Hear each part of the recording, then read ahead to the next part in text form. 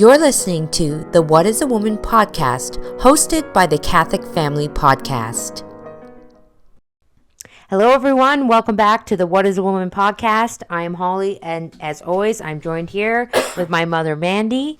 So we are happy to be back for another episode. We hope that everyone is having a great week, and ready to dive into this week's festivities. This week's episode. Yep. This week's episode.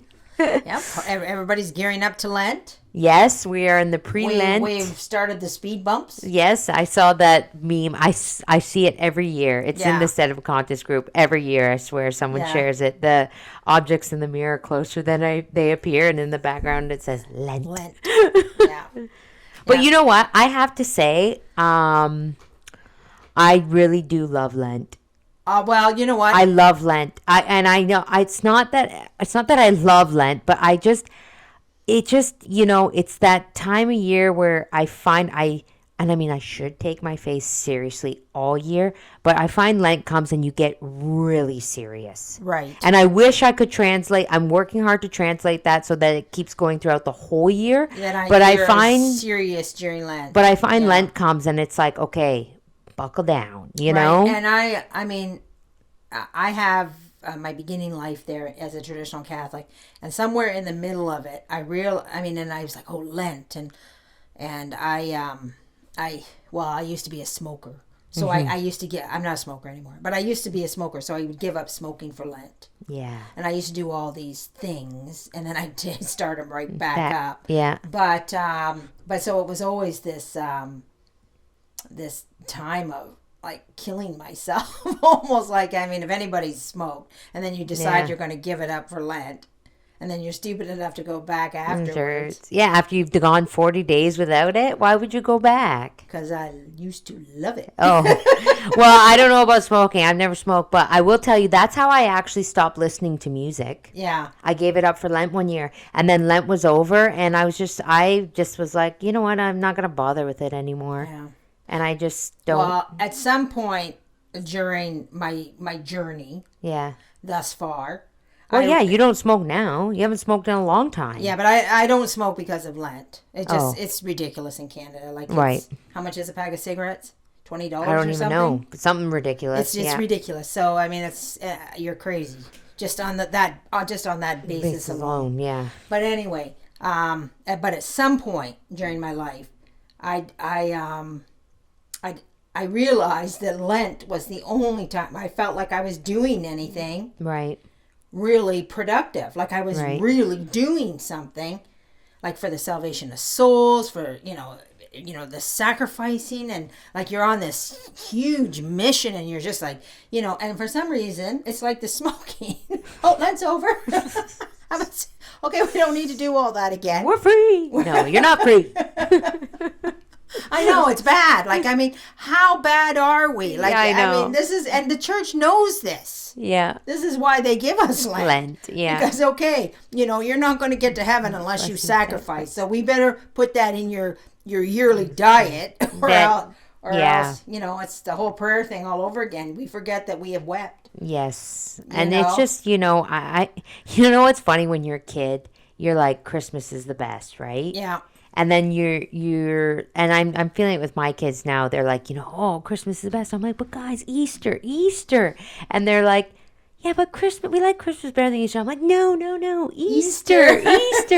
And when you're an adult, you really, I'm speaking for myself here, but when you've done that 40 days of sacrifice and this, the joyous Easter, when those bells ring at the Gloria, there's nothing like it in the world. To me, nothing like it. Yeah. There's no other feeling in the world like that. You've waited all year for that. Yeah. I wait all year for that, those bells to ring, and the purple shrouds come off, and you're just like, it is joyous. It is. To me, Christmas can't touch that. And you know what? And that's because of the cross. Yes. Like, there's no glory without the cross. That's probably one of my favorite. I always say, no glory without the cross. Yeah. When you're suffering, you're not going to gain glory without that cross. When the glory comes, you're going to love it. Yeah. So anyways, so we're gearing up for Lent here, and as everybody else is.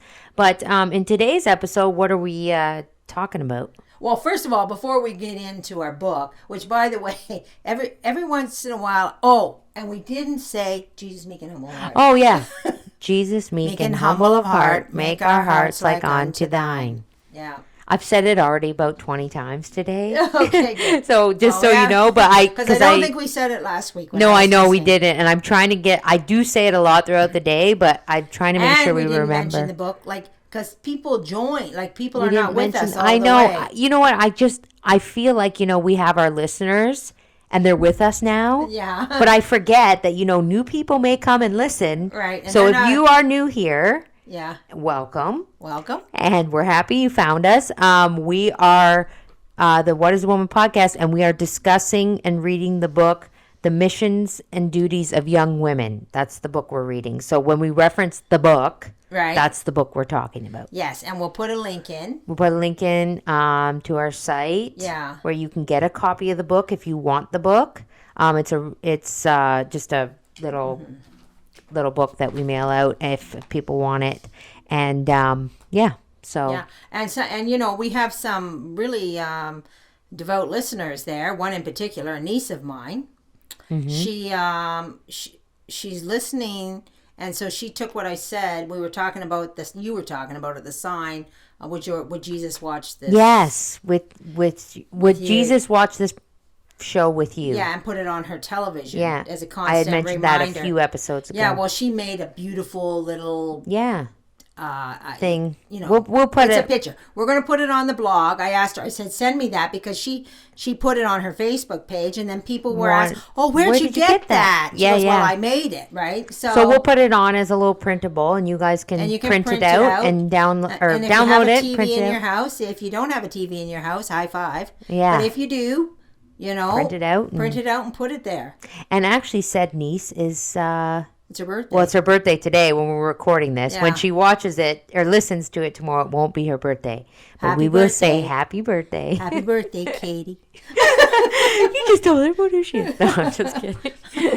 I think we know. Yeah. Anyways. I did buy, she really wanted the book A Year of Grace. Yes. And she has a birthday before Lent, and I have a daughter who has a birthday before Lent. So, and she really wanted that book, and I had read it. And I think it's well worth reading for Lent, because it goes through the liturgical year. Yeah. So every day you read a little. But there's different volumes. Right. Right? Like it's not just one book. Right. You have to buy the right volume. You have to buy the volume. And this is the volume for Lent. Yeah. So I bought it for all of you guys. Yeah. I got mine. It said happy birthday in it. My birthday was 2 months ago. I said, well, I can't. I said, is that for this year or next year? I just can't buy it for two of them. I have to buy it for everybody. No, it's going to be good for Lent. My other daughter says she knows it's not my birthday. Right. We got them yesterday or 2 days ago. Monday. Because they got to come in the mail Monday. Yeah. But no, it'll be good for Lent for sure. So, so we're not just talking about Katie's birthday. As much as we love you, Katie. What else are we talking about today? Well, somebody asked a question. Right. What's the question? Well, can you look at Oh my goodness, Mom. Because you know how I am about repeating things. Well, we were going to do create a YouTube account, comment to your questions and stuff here. But, sometimes I think it's just easier if we address them. Right. Speak, rather than typing things out sometimes or, anyway, so where's the question? Just a minute here, folks. What question was it about, Mom? Well, she asked about, because we were talking about, basically, not talking so much, you know, and not being offensive. Oh, she was a little bit here. I found it here. A little bit confused on the contradictions. So if someone were to say something against the faith, would it still be recommended to stay silent to avoid contradicting? Do we just suffer the wrongs in silence, even if they pertain to God? When would the work of mercy, quote, instruct the ignorant, quote, end quote, come in then? I think I misunderstand it a little bit. So, because we had mentioned in our last podcast, sometimes it's best just to stay silent. I believe I said those exact words. Yeah. Which I still believe to be true. Yes, because what you need to know the difference is the virtue of discernment. Mm-hmm. It is a virtue, and we can always pray for that virtue. Pray because there is times when you have to say yeah, there will most certainly be times where you do have to say something. You can't stay silent, like and just be like, well, I'm just not getting involved. I mean, there is times, right? I think there's a prayer out there, the Serenity Prayer. I mean, I don't think it's a Catholic prayer, but it really states very, Lord, grant me the serenity to grant me the wisdom, to change the things I can change. To accept the things I cannot change, and the wisdom to know the difference. Right. Right. So if you can actually change something, isn't that for alcoholics? Is it? Oh, I don't know. I don't know, but I've heard it before. I know. I mean, I wouldn't exactly call it a Catholic prayer. Oh, okay. But it is a great thing to pray for. To know the difference between accepting the things you cannot change. Yes. Changing the things you can change. Yes. And the wisdom to know the difference. Because that is true. There's a lot of times where we're like pushing so hard to change things, or pushing so hard for a change, pushing for something else to happen. And you do need to know when you can't change this. You can't change this. You have no power over this. So you have to it's easy. The easiest way to reflect on that is this something about you, or is this something about another person? Right. Because you can only change yourself, yeah. Right? You can't change another person. I mean, you can't change another person, but your actions can help them. Your actions can hurt things. And your actions can hurt things. So help or hurt. But again, listen, like, it comes back to you. Yeah. Not them. Right. That's you. Discerning. So, I mean, there's a couple of things that when I brought up about when I think about discernment and when to stand up and when to not. Okay. I mean, I think about Jesus in the Passion. Yeah. Right? So Jesus is sent before Herod, and he says nothing. Not a word. Not a word. He doesn't defend himself. He doesn't... Herod wants him to perform a little miracle for me. Yeah, perform a little miracle. Show me your God. If you're God, I'll believe you. I'll get behind you. Just work a little miracle, and I'll believe you. And Christ just stood there and said nothing. Nothing. Not a word. Right? I mean, you were reading about it in the Passion. I was reading it, meditation on the Passion. Yeah. Yeah, and why did he do that? Why did it say in the Passion? I really hate quoting directly from books when I don't have the book in front of me, because I don't want to mess it up. But it was basically along the lines that like, I'm not going to do that for you. I'm not going to work a miracle for you so that you will believe. Yeah. Either you believe or you don't, and you're not going to basically sit here and mock me. Yes. Like Herod was pretty much just mocking our Lord. I always figure about the pearls before swine. Yeah. Casting pearls before swine. Like, and it was, he was there with all, and it said in the book, Herod was all about worldly things, his riches, his court, his, all this stuff. And you're sitting there in your court full of people, and you want to impress them, and you want to, and you want Jesus to work a little miracle for you. Yeah, you want to put on a little show for us. Yeah. And it's like, no, not happening. Like, you're not. Yeah. And it's not that, it's not that God is like, you're not worth my time, but you're not going to sit here and mock me, and then expect, like, so it just was like, no, he stayed silent. And I think, I mean, when I think about when is a time I would correct somebody. Yeah. And I know for myself personally, that's almost next to nil. Because if you're going to correct somebody, you have to say to yourself, will the outcome of this correction be for that person's benefit? Yeah. Or will it be, or will it... We'll just add more. Yeah. Whatever. So, I mean, somebody could probably come up to me and correct me. So you could say, okay, Mandy, that, what are you doing? That's not, that's not very pleasing to God. Yeah. And I would be like, oh, maybe it's not. Maybe it's not. Like, I mean, but that's because, I'm at a certain spiritual level where I want to know what's not pleasing to God. Yeah. Right? I mean, But at the end of the day, you don't know where anybody is spiritually. Well, you don't know where anybody spiritually is. You don't. No. But like, you know that about yourself, but other people don't know that. But you could go into people who know nothing about God. Yeah. And they're blaspheming to the ends of the world. Right. And you're going to say, stop blaspheming God. You can go in there and correct them. Yeah. And what's going to happen to you? They're probably going to strike back at you. Oh, yeah. They're just going to be like, go away. Get out of here. Get out of here. Well, I would tell you, okay, that happens to me. Okay, so I've mentioned before, I'm Catholic. My husband's not. Mm-hmm. But my husband knows. I will say to my husband. Yeah. We don't take the the Lord's name in vain in this house. Please do not. And he slips sometimes because he's secular and worldly, and he does slip sometimes. But he's to the point where he's like, oh, sorry, Yeah. But he's my husband. Yes. So I can say to him, please don't say that in front of me. It's disrespectful to God. Yeah. Okay? But when I'm with other people, your in-laws, my in-laws, I'm not in a position in their home to be like, do not take the Lord's name in vain. Yeah. I'm not. Yeah. I'm just not. Because do you know what would happen? A massive fight. So you know what? A good thing to do, I'll just put that out there. A priest told me this once. I just put my head down and I close my eyes and I say, blessed be the name of the Lord thy God. Yeah. And then I just move on. Every time. And some days I sit there all afternoon. Blessed be the name of the Lord. And it's another thing. I think Americans are a little bit different than Canadians in this regard.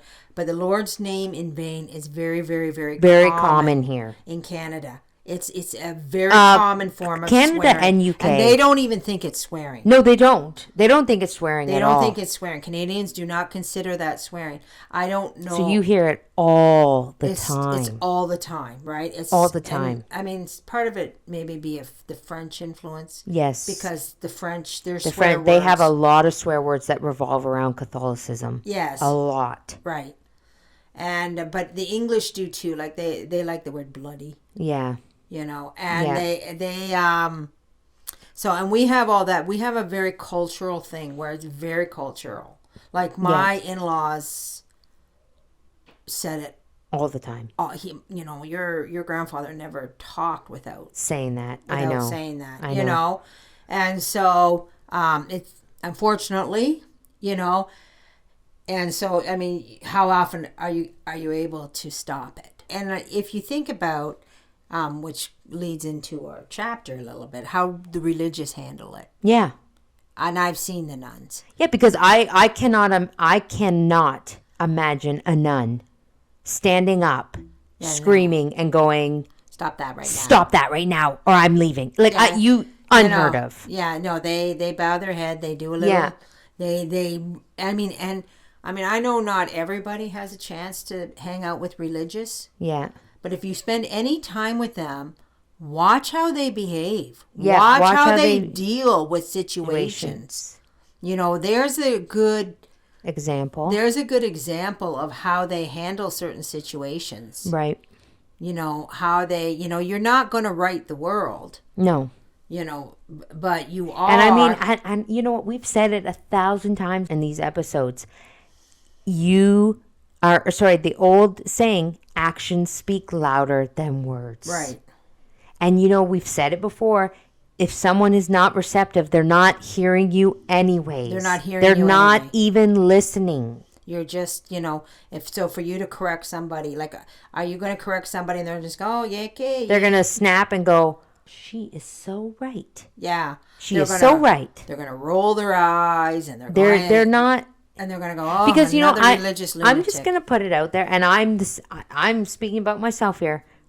It's very hard to handle be a person that takes criticism well. Right. There's very few people out there that can take criticism. Yeah, very few. Very few. I struggle with it. Uh-huh. I don't like being told I'm not doing something right. Yeah. I don't like being told, hey, why'd you do that? Yeah. You should do it this way. Right.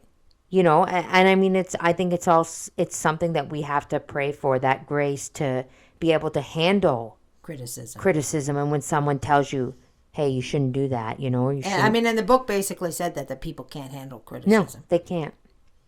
I mean, because, well, you have to be, well, a saint can handle criticism. Right.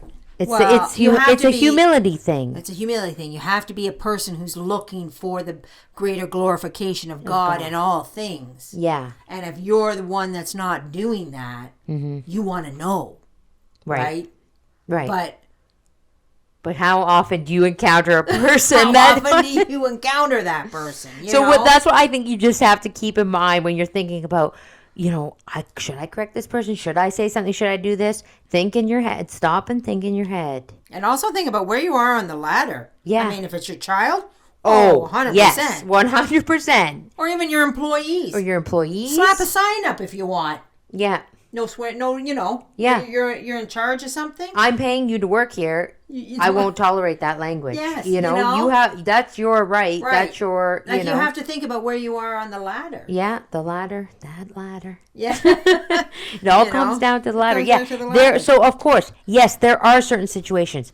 Are you teaching a class? Are you talking to your children? Are you talking to an employee, a grandchild, a niece, a nephew? Yeah. You know, anyone who is below you. You can correct. 100%. Yeah. But, you know, if you're going to start walking up to people in the church or walking up to random people, friends or people that are, you know, I just feel like, you know, you're sitting with and then, you know, how about you're sitting with a bunch of people and you correct somebody in a crowd? Oh, not nice. You know, I just, you know, I've been in situations like that, and it's just so awkward. And actually, I hate awkward. I hate that. The book said, if that happens, you have to jump to that person's defense, even if they're wrong.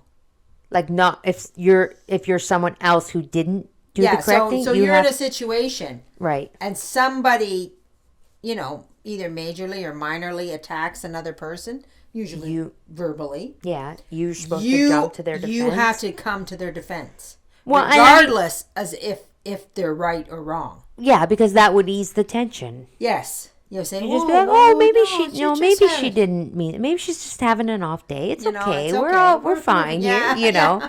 Oh, you're okay. You're okay. You're okay. It's okay. You know what's so funny about that? I can think of awkward situations in my life, and I try to be that person, but I think sometimes the awkwardness and the startling of it, just I freeze. Yeah. And I'm like, this is so awkward. Why won't someone say something? Why don't you say something? You know what I mean? And then you got to be like, well, you should say something. And then you're having this conversation in your head, right? Like I don't know if you do this, but I do this. And you're like going back and forth. Should I say something? Should I not say something? And then by the time you come back to reality, you're like, oh, what's going on now? I'm lost. The moment's gone. It's all gone. Anyways, so that's just a little bit to hopefully help answer that question. But yeah, tricky situations, all around. And so discernment and it's a virtue. All these things are virtues. We should be praying for that virtue. We should be praying for it. Help me to know when to help me to discern. Help me to know when it's time to say something and when it's not. When it's not. When I know I should be silent. When I know I need to be silent. Yeah. Right? Because we've just took one little issue, but there's so many. There's so many issues. And there's so many situations. Anyway, so are we going to, what else did we have on the docket? We had a nice little song I wanted to talk about. Because we're going to. You know, we used to play a little game called Spot the Antichrist. Spot the Antichrist. And when I say Antichrist, what I mean is a teaching that goes against Christ. In lyrics or what have you. Anti-Christ. You know. So anyway, and I find, like, if we want to think about these errors, because we have to keep this in mind, and we talked about it at the beginning of the book, that this world is so full of errors that they have seeped in at us in everything, in every angle, right? Yeah. There's not and this is an example that I had because there's this lovely song. It's called Everything is Beautiful. Yeah. Do you want to sing it for us? No. I'm not putting my voice out there. Ray Stevens. Oh, okay. Is that his name? I was going to, start with the song. Like you could put. Oh, I could put it in there. But Matt and Kevin in the morning, they had a little problem trying to slip in a song. Did it get a copyright or something? Yeah, they I don't know what happened. Then was it the one with the balloons? Yeah. Yeah, you gotta be very careful when you're putting people's, you gotta own the rights to it and People want this. So we won't put everything is beautiful, but we do have the lyrics, and maybe when we read the lyrics, people will be like, oh yeah, that song. Yeah. Shall I sing it? You go for it, Mom. If you want to go, I'm not singing off key, and I'm not subjecting our listeners to myself. I'm not singing, Mom. Okay. You guys know the song. Jesus loves the little children. Jesus is that loves in there? The little children. What? Stop. No. Okay. That's the song. That's the song. That's how it starts. Everything is beautiful. Yeah. Okay. There. That's all you get from me. You're right. Okay. Yeah. So, what's the error number 1? Everything is beautiful. Everything in its own way. Everything is not beautiful. Beauty is an absolute. I believe we said that last week. It's an absolute. It's one of the 3 absolutes. So here you have this very lovely song. I mean, we're talking about Jesus loving the little children. Yeah. Nice. Good. And then we get into this idea that everything is beautiful in its own way. In its own way, under God's heaven. The whole thing, right? And it sounds like a nice, sweet little song, except for you're singing this song and you're actually singing a heresy. Right. Beauty is an absolute. Truth, goodness, and beauty are defined by God. Yeah. So you cannot call something beautiful that is not beautiful. Right. Right? So I learned that from a nun. Mm-hmm. I said it once. I think I said everything is beautiful. Now, no. Everything is not beautiful. I'm like, what? You got corrected. Yeah, my sister married Josepha. Yeah. And I was in the church basement, and this is years ago. I says, it's not. Everything is not beautiful. Ray Stevens lied. He lied to me. He lied. Singing that song my whole life. And so anyway, but also in this song, there's other lines, right? There is, we must not close our minds. We must let our thoughts be free. No. No letting free of the thoughts. Right? We must realize that beauty lies in the eyes of the beholder. Right? No. So this is just one small example for people if you love the secular music. So even these songs where you think there's even where these songs where it's it's just a nice little song about Jesus on a highway to hell. Yeah. This is just a nice little song about loving Jesus. Except there's errors. Now I'm just gonna put this out there. Do you think that do you think these songs were done purposely, or do you think that these people just think everything is wonderful? Well, I don't know Ray Stevens. I don't know anything. I think this is from the 70s. So it's just like everybody was on a nice love trip and everything's trip. wonderful. They're on the love train. And they just don't know that that's not right. Okay, well do you think that because when we were being homeschooled, we watched a video about the music and the lyrics, remember? Yes. And there are certain songs and stuff that were filled with satanic stuff and Well, they were doing that, And they were doing that on purpose. Right, they were doing the backmasking. Right. Whatever that's called. I don't know what it's called. Where you play it backwards. That was the big thing. Oh, this is Satan. Okay. And this is the ridiculous thing about it. They didn't actually need to backmask anything. No. It was satanic in its own right. I'm on a highway to hell. I mean, it's pretty self-explanatory. Yeah. You don't need to, Well, not that one. There was, I can't remember all the Well, whatever, but I'm just... worship the devil right in there. Yeah. So what I'm saying is do you think that these songs contain these mistakes these heresies on purpose? What I think, and did we talk about this I think we have talked. But this is leading up to the let's love everybody and everybody is great. We have talked about this. We have talked about the reign of Satan, or like that the 100 years. I don't know that we talked about that. Did we talk about this? Gosh, I talk about so much stuff. We talk about so much stuff. We're on episode like 13 now. I know about the vision of Pope Leo the 13th. I'm pretty sure. Oh yes, we did talk about that. Yes, right. Yeah. And he said he would give the devil 100 years. Yes. Well, we did talk about that. I mean, that was in 1876. I don't know. I can't remember. I'm awful with dates. I'm awful with dates. I'm awful with where I find things in books. Right. I'm just not a quote person. Good. I know.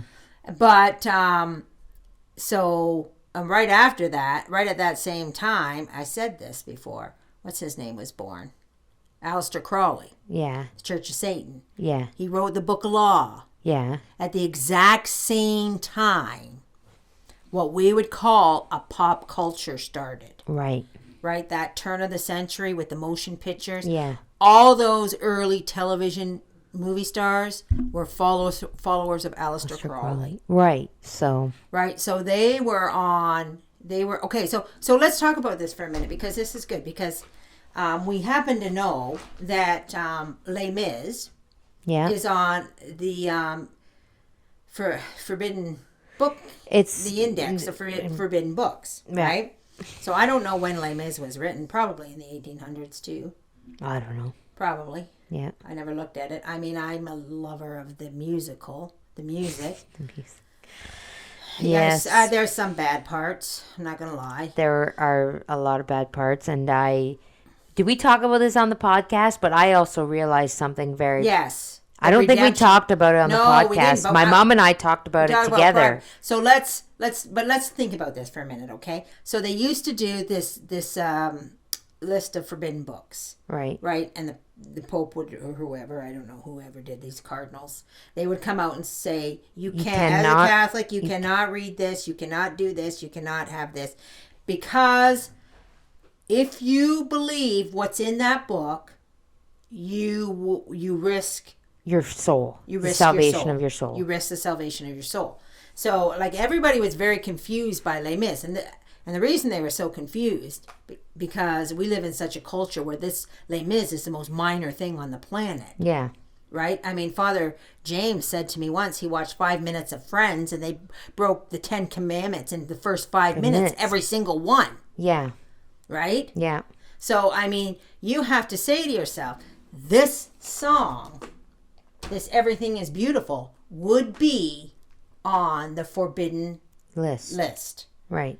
There's a heresy in it. It's a heresy. So all of our pop culture would practically be on this list. I mean, they don't have enough priests to go through everything that's written and made and produced. Well, not now, no. Between music, movies, internet. Oh my gosh, the internet is just a hotbed. Yeah, yeah. Right? So, but here, back in the day. But here, back in the day, when Les Mis was written or whatever. Yeah.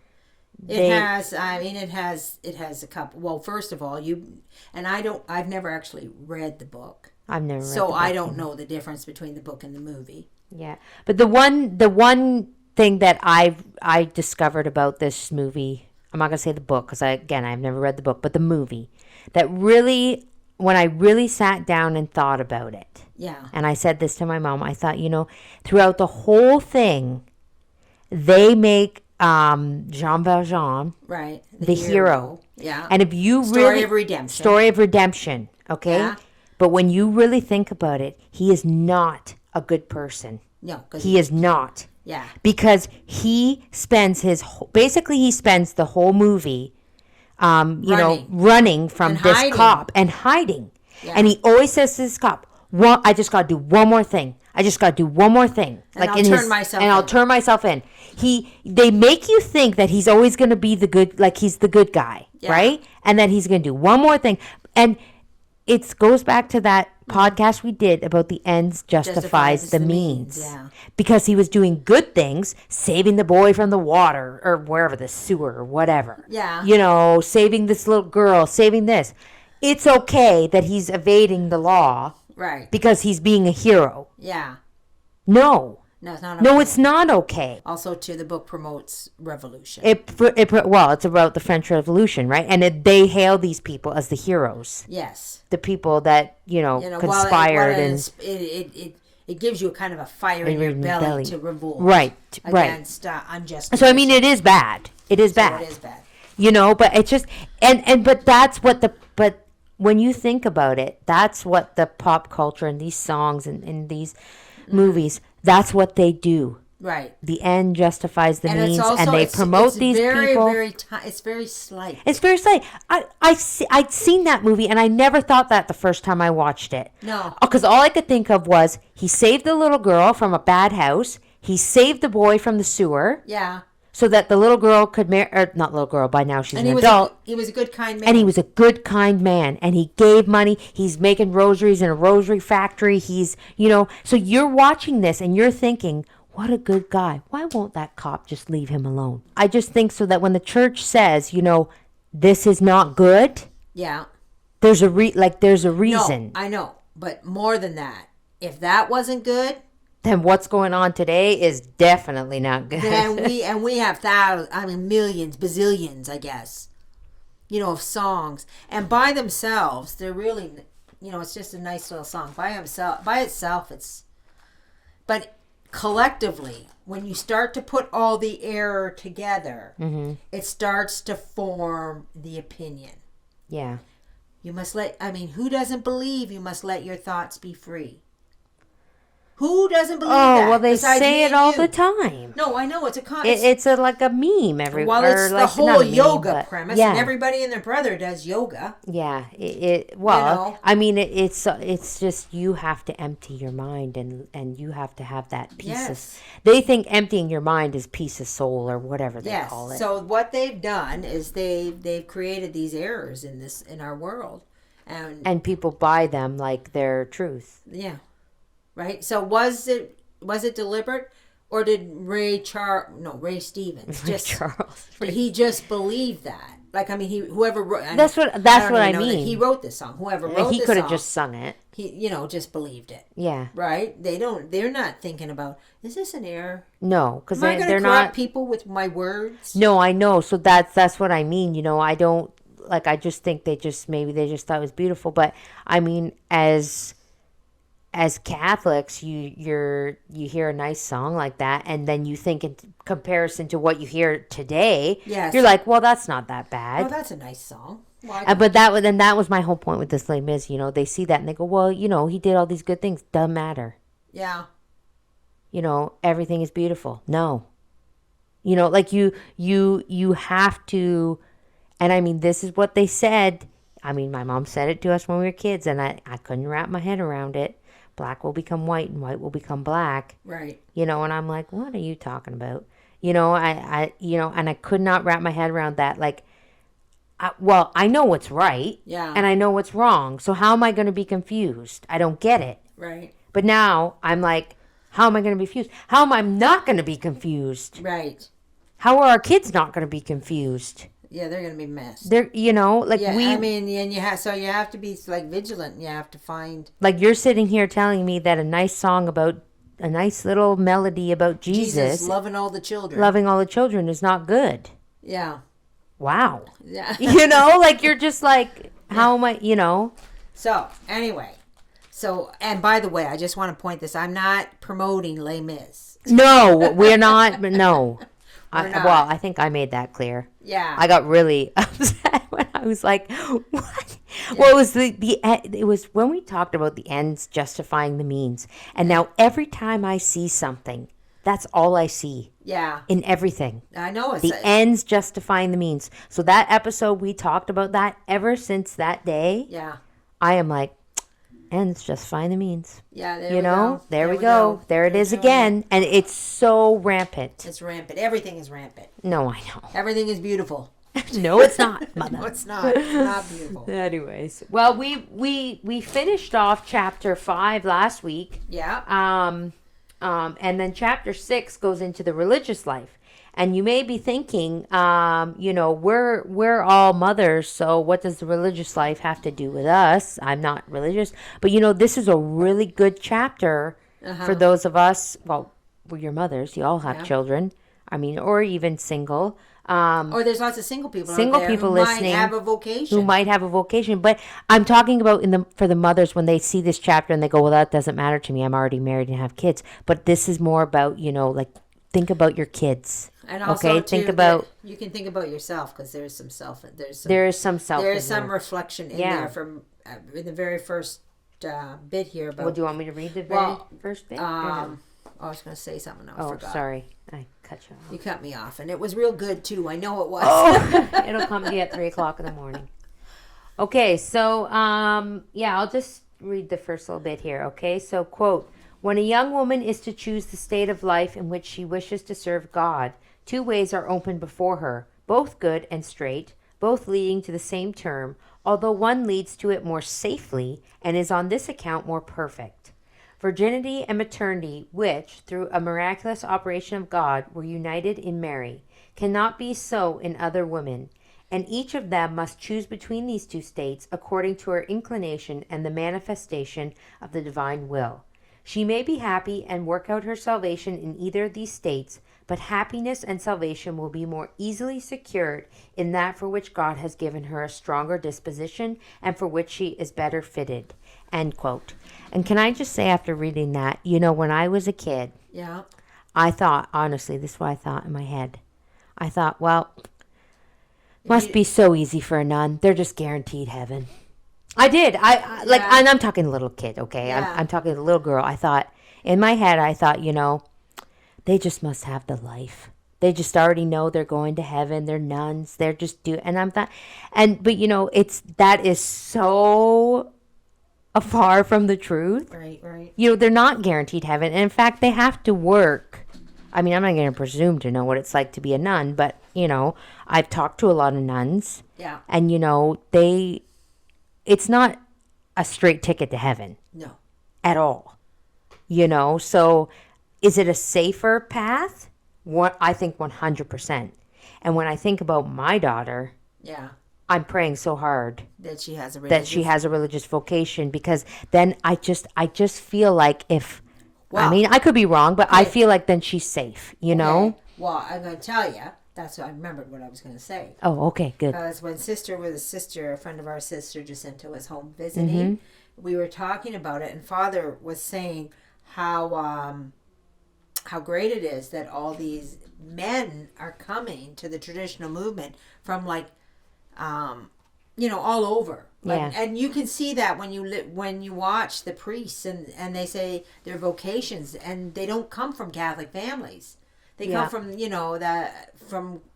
were Lutherans, or they were this, or they were nothing. Yeah. And somehow they all have these great stories. They found their way to the Catholic Church, and they ended up becoming priests. Mm-hmm. Right? That doesn't happen for the nuns. No, they don't.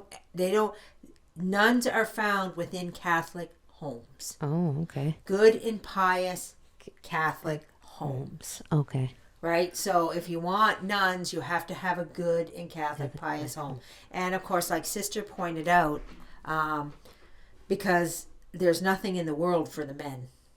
The men has nothing to offer them. Or the world has nothing to offer men. Where the world offers women everything. Yeah. Right? So, and even if they get out there and they get a taste of this world.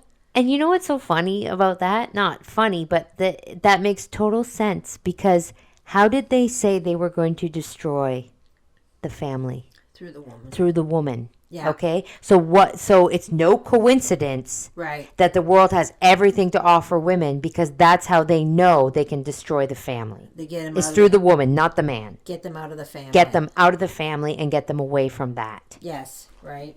Absolutely. So sad. Okay, so quote, the first and most perfect state that a woman can embrace is virginity, or the religious life. When she feels herself called to God to this more perfect kind of life, she ought to be most thankful for it, and take great care not to lose, through her own fault, this pious inclination. Parents incur great guilt when, loving themselves more than their children, they refuse to consecrate them to God and force them to enter a state for which they have no inclination, thus sacrificing their happiness and endangering their salvation. End quote. Right. That's pretty... So it tells us right there that it is a higher calling. Yeah. it is a higher and greater calling than motherhood. Well, and you know what's funny? I shouldn't do this, but I kind of prod my daughter a little bit about being a nun sometimes, like I just say to her, well, you could be a nun, or and she doesn't like it. Like she gets very, because she does have it set in her ways that she wants to have kids. And then she says to me, she wants to be a mother, and she says, but then she goes, if I became a nun and Dougie, my son, became a priest, you would have no grandchildren. And you know what, honestly, and I say to her, oh well, like honestly, right. Because I'm not like, for me, it's not that, I don't, if both my children, I only have 2 kids, and if both my children were to enter the religious life, I would be okay. Yeah. I would be more than okay. Trust me. Right. I would have a sad, lonely life, I'm sure. Well, you could be great. We had an aunt. Yeah. Who had 1 child. Yeah. But she had... she was like the matriarch of our family. She was an aunt. She was an aunt. So not a grandmother, an aunt, So you never know where God's going to send you in that regard, so you don't have to worry about it. I'm just putting that out there for maybe other parents that think, well, it's the thought of not having grandchildren, or, So us as mothers, A, we have to make our home a holy, pious place. Mm-hmm. And B, we have to really encourage. You have to encourage the possibility. The possibility of the vocation, right? And that they should be seeking it. It should be an option for them right from the get-go. Well, and actually, I'm just going to pass this along to all you mothers. It's funny, we were in the basement of the church the other day, and we have a little library shelf at the basement of our church, and my sister pulled out this book called Hail the Altar Boy. And she said, oh, here, this looks like something you'd like. Take it home and read it to Dougie. And because my son's doing altar boy lessons. And it said in this book, if you want to try to encourage or foster a vocation to the priesthood for your sons, that starts with being an altar boy. Yeah. Like that's where it starts. You get them as close to that altar, and that's being an altar boy. And you really, make sure they take that seriously and understand what a great privilege that is to be on that altar. Right. So I just wanted to share that. And this book is actually incredible. I actually really like it. I thought it would be nice maybe to get somebody. Get a man or something to narrate. I don't think a woman should do it. It's called Hail the Altar Boy, and it's short little stories about altar boys, and it's a beautiful book. It would be nice if somebody narrated it here on Catholic Family Podcast. Maybe we'll talk to Kevin about that. Yeah. Anyways, so do we want to read a little bit more here? Or read. I want to go over this one part because it talks about something interesting. Okay, so just keep reading? Yeah. Okay, quote. Generally, there prevails in the world a very false idea concerning religious communities and the life which their inmates lead. It is supposed that a female who consecrates herself to God in a cloister cannot be happy and is doomed to regret sooner or later the step she has taken. It is true that regrets are sometimes found in a convent, but is there nothing of the kind in married life? If we could compare the number of persons who repent of having entered the cloister with that of married women who would gladly exchange their situation for the convent, I know not which side would have the advantage. And were we to compare the sufferings of a discontented religious with those of a woman who has made an unhappy alliance in the world, again, I know not which situation would be preferable.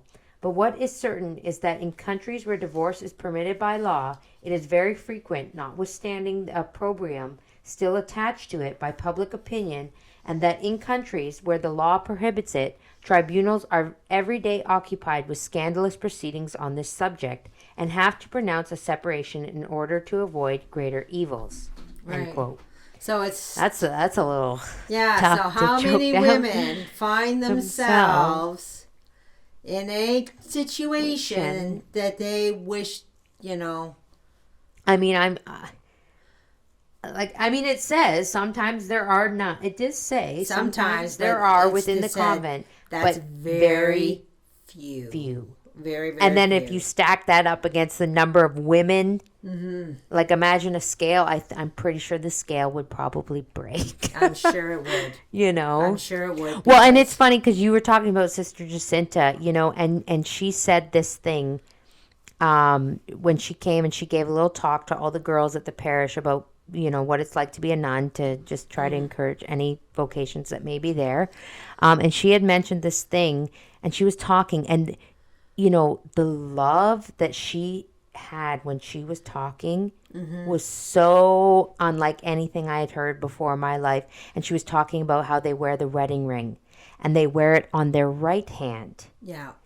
And then once they die, they switch it over to the left hand because now they've gone to be with their spouse. Right. I just about cried. Like, I was like, and the way she was talking, you were like, you could feel the love, like her love for God. My mom's gonna cry. I'm getting a little emotional. But it's just like, when you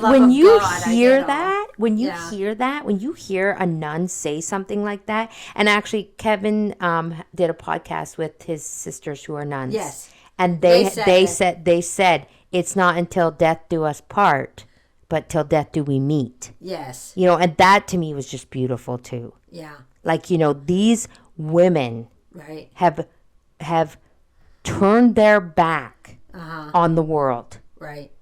On everything. Yeah. Their families. They still get to see their families, don't get me wrong. But not like they would if they were to get spouses here in the world. They've turned their back on everything. Yeah. To be married to God. Right. So let's put this in a different perspective. They chose the perfect spouse. Yes. And everybody else chooses one full to their eyeballs with faults. Yeah. I mean, because even if you have a very good Catholic husband, yes, you know, they're not without fault. Right. So you you can see, this is why I wanted to read this, because you can see how easy it is for a woman to lament her choice in life. Yes. Because, you know, she could have had perfect, and she went with, you know, not so perfect. Yeah. Yeah, no. No, I'm not saying, no. We don't want to say anything mean about men and that, but there are an awful lot of women, you know, you get into a marriage. Well, okay, let's just be real about a marriage for 1 second, okay? Right. You have to share your home and your life with somebody, okay? Right. So, you know, and listen, women are no picnic either, okay? Right. I get that. Yeah. But it's very hard to share your life with do you know what I mean? Mm-hmm. Whereas, you know, nuns, they're sharing their life with a perfect spouse. Right.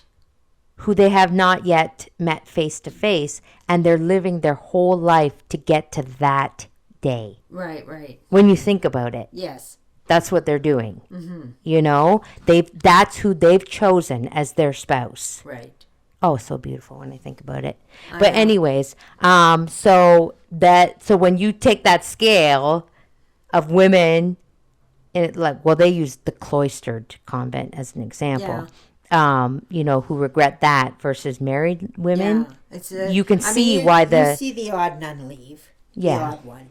Yeah, or even, you know, before they've even, when they're postulants, and then they decide, oh, this isn't for me, you know. Yeah.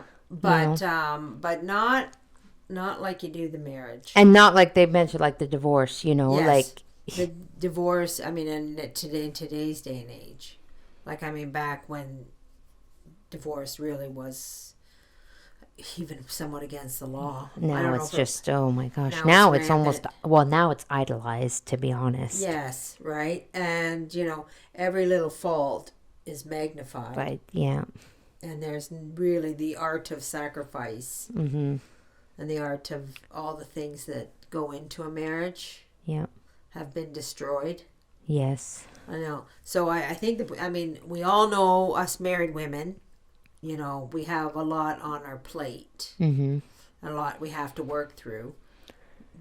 But the perfect way. So all you single ladies out there, there is an option. No, I'm just teasing. I'm just teasing. That's right. No. But yeah, so I actually really like this chapter. So I think we're going to leave it there for today, though. But we are going to continue on with chapter 6. There's like 3 chapters on the religious life. Is it really? Yeah, I think there's about 3. I'm not entirely sure. Maybe I'm wrong. You could be wrong. Oh, I'm wrong. You are wrong. She's wrong. Everybody, she's wrong. No, I'm just kidding. I'm wrong. But anyway, so you can call me out. I just did.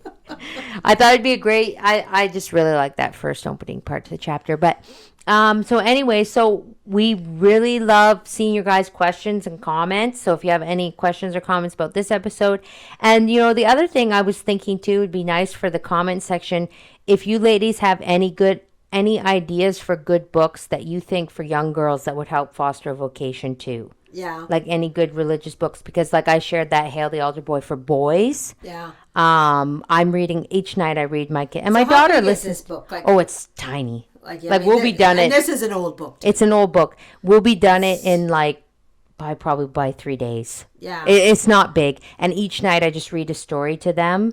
But my son is really loving it. So if you ladies know of anything for girls that. But he's so excited to get on the altar. Oh, he's so excited. Yeah. He's really excited. Yeah. He just wants to be up there, so. And his uncle has come home, so he's going to. Yeah, his uncle. Yeah, my brother has come home. He used to live across the country, and he has come home, and he's big into being an altar boy.